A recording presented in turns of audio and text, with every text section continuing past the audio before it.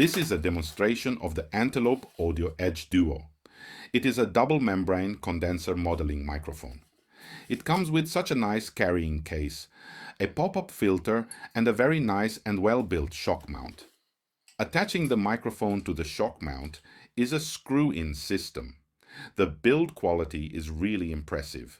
The microphone comes with a special cable. On one side there is a 5-pin female connector, and on the other side the cable splits into two 3-pin male connectors. The 5-pin connector goes to the microphone and the two 3-pin connectors go to the audio interface to two different channels. I'm going to plug in the microphone now, and in the software interface I'm going to alternate the microphone emulations one after the other, so you can compare how the different emulations sound. I will record both classical and acoustic guitar, and I will not edit the sound in any way afterwards.